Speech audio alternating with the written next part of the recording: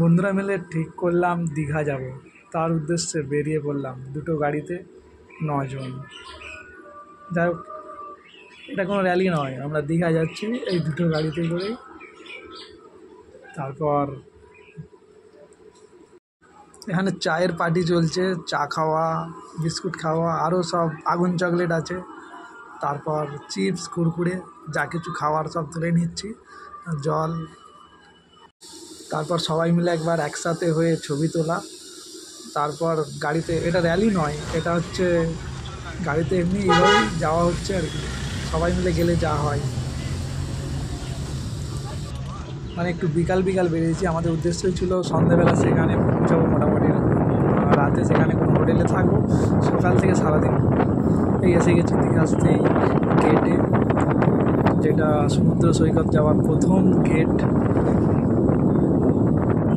এই গেটটা দেখলেই মনে হয় দীঘা দীঘা, মানে দীঘা এসে গেছি, দীঘা এসে গেছি, দীঘা দীঘা পশ্চিমবঙ্গের একটা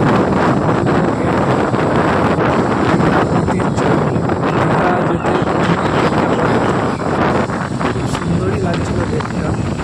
গেটটা নিচে দিয়ে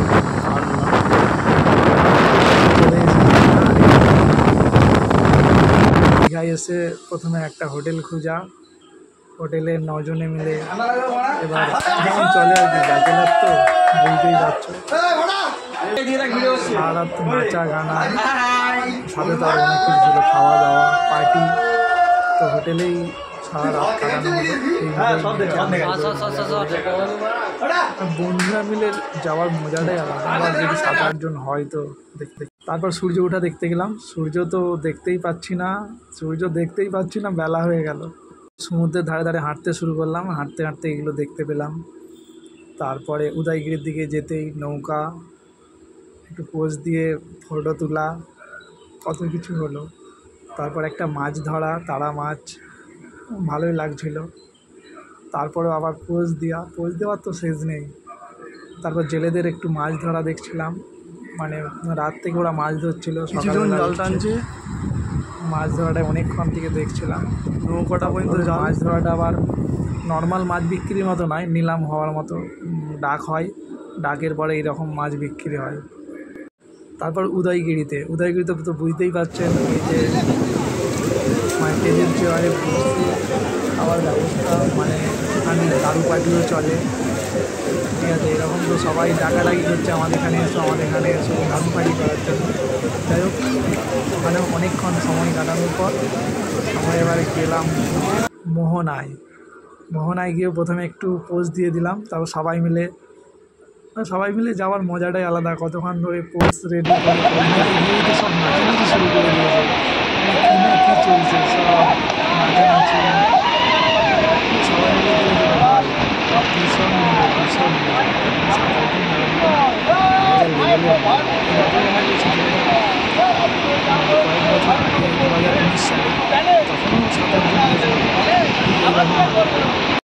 তারপর মোহনা থেকে তালসারি দিকে যাওয়ার সময় রাস্তায় যেতে যেতে জাহাজ পড়েছিল, তো জাহাজ থেকে একটু ঘুরে আসলেই হয়।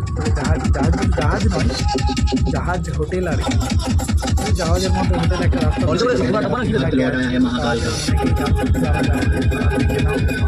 পরে গিয়ে দেখে নেবে। জাহাজ থেকে একটু ঘুরে এলাম, তারপর যাবো তালসারি। ফাইনালি তালসারি চলে এলাম। এখানে এসে যা গরম, তালগাছ তো দেখতেই পেলাম না, প্রচুর বালি।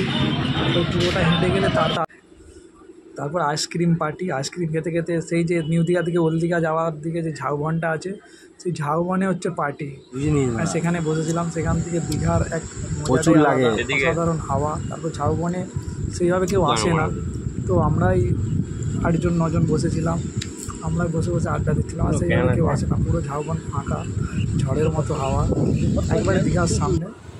তো দীঘা দেখা যাচ্ছে, আড্ডা দিচ্ছিলাম যে। তারপর ওখানে একটা ছবি তুলি হলো।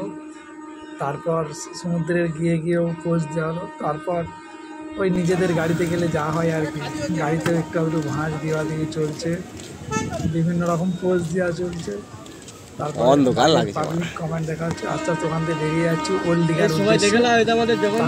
সবচেয়ে বড় আকর্ষণ দীঘার জগন্নাথ মন্দির, মানে পুরীর মতোই সেম দেখতে একটা জগন্নাথ মন্দির হচ্ছে, যদিও এখনও কাজ চলছে, এখনও কমপ্লিট হয়নি।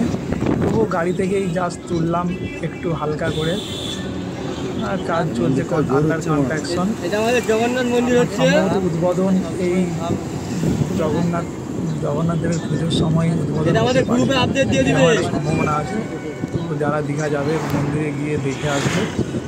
এখনও কিন্তু কাজ চলছে, কিছুদিনের মধ্যেই কমপ্লিট হয়ে যাবে, খুব দ্রুত গতিতে কাজ চলছে। খুবই সুন্দর মন্দির, পুরীর মতো, পুরীর জগন্নাথ মন্দির।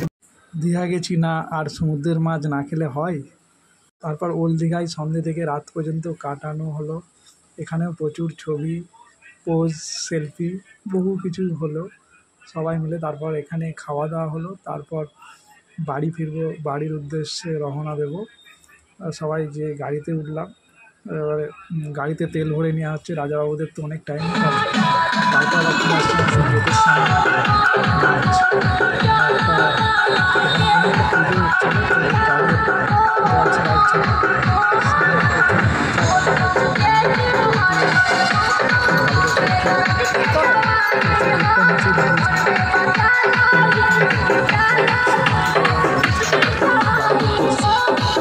প্রায় 4 ঘন্টা উপরে রাস্তা।